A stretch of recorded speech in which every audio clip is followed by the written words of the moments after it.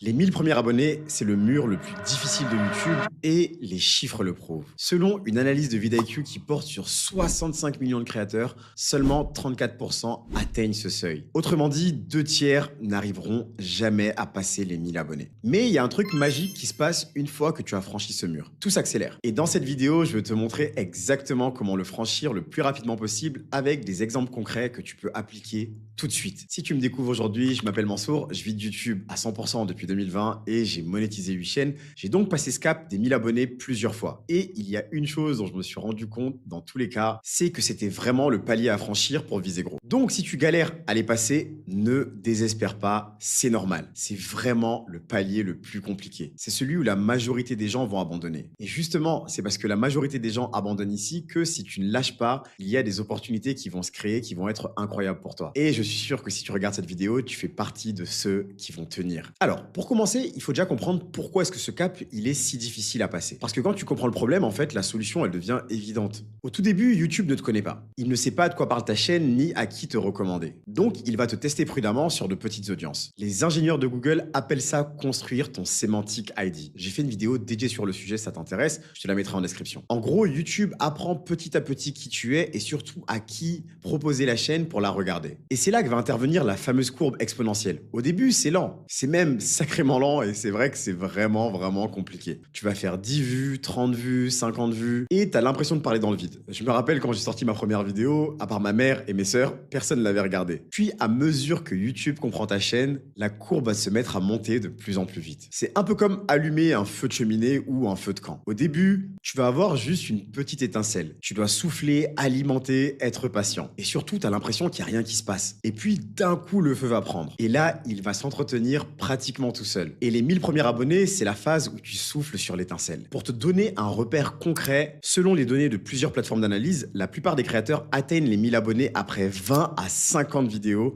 sur une période de 6 à 12 mois de publication régulière. Donc, si tu n'y es pas encore, tu es probablement dans la norme, donc ne lâche pas. J'ai notamment monétisé une chaîne en une semaine grâce à mon expérience et c'est justement ce que j'essaie de te partager ici. Et donc, pour pouvoir y arriver, il faut surtout éviter des erreurs que la plupart vont commettre. La première, et c'est de loin la plus fréquente, tu vises trop large. Quand tu débutes, tu te dis que plus ton sujet est large, plus tu vas toucher du monde. C'est exactement l'inverse qui se passe. Plus tu es large, moins YouTube comprend à qui te montrer et plus tu restes invisible. Voilà un exemple concret. Imagine une chaîne de cuisine. Si tu fais de la cuisine en général, tu es en concurrence avec des millions de chaînes et YouTube ne sait pas s'il doit te montrer à quelqu'un qui cherche un dessert, un plat vegan ou une recette rapide. Tu te dilues. Maintenant, imagine une chaîne qui fait uniquement des recettes healthy pour des gens qui sont pressés en moins de 10 minutes. Extrêmement spécifique, n'est-ce pas? YouTube sait exactement à qui recommander. Ton audience se reconnaît immédiatement et tu deviens le créateur de référence de ce micro-sujet. La règle, c'est donc de commencer ultra précis. Je donne souvent l'exemple de Facebook, par exemple, ou de Uber, que je connais bien parce que j'ai lancé une entreprise dans ce domaine.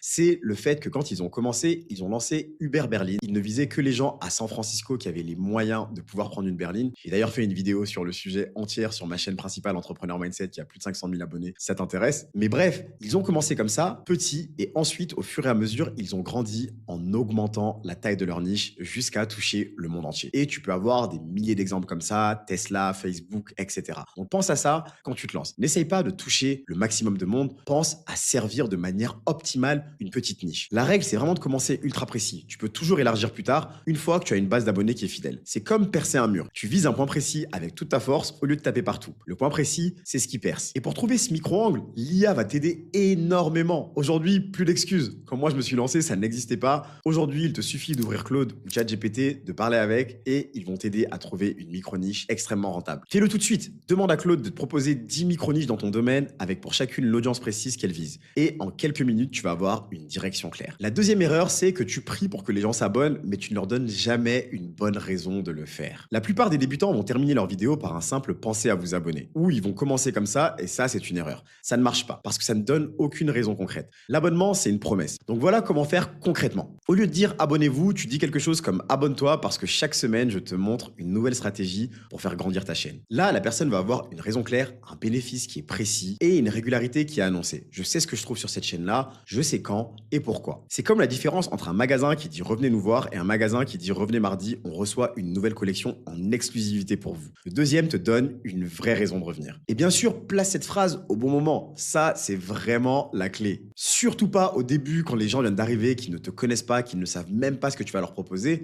mais plutôt après avoir donné énormément de valeur. N'hésite pas à mettre un like également. D'ailleurs, c'est le moment où j'en profite pour te rappeler de rejoindre notre communauté gratuite, le Club, qui est une communauté de youtubeurs comme toi, où tu vas trouver des vrais passionnés, des gens qui vont t'aider et te soutenir pour ne plus jamais être seul dans ton objectif de monétisation, mais également des ressources gratuites, des cours, une vraie formation, sans que tu n'aies rien à payer. Le lien est en description. Bref, pour l'abonnement, fais-le au moment où le créateur est en train de se dire « Waouh, ce mec, c'est une dinguerie ce qu'il est en train de me donner. » Ou cette femme, parce que je sais qu'il y a également pas mal de femmes sur la chaîne. C'est là où il va être le plus susceptible de s'abonner pour pouvoir te remercier de la valeur que tu lui as fournie. Maintenant, voilà le levier le plus rapide pour pouvoir gonfler tes abonnés au début, même si pour être honnête, je ne suis pas fan des shorts, mais on va en parler en détail dans une autre vidéo. Les shorts sont poussés massivement par YouTube et touchent un énorme public qui ne te connaît pas encore. C'est ta porte d'entrée la plus large pour te faire découvrir rapidement. Mais attention, et c'est crucial, les shorts vont servir à te faire découvrir, pas à fidéliser. Et c'est pour ça que je te dis que je suis pas forcément fan. La stratégie gagnante, c'est d'utiliser les shorts pour attirer l'attention, puis de rediriger ces nouveaux spectateurs vers tes vidéos longues qui, elles, vont créer le vrai lien et donner envie de s'abonner. Concrètement, tu prends ta vidéo longue, tu en extrais les meilleurs moments, tu les transformes en short et dans chaque short, tu les invites à aller voir la vidéo complète. Avec un outil comme Opus Clip, ce découpage se fait automatiquement en quelques minutes. Mais du coup, pense aux shorts comme la vitrine d'un magasin et à tes vidéos longues comme à l'intérieur de la boutique. La vitrine, elle va attirer le passant,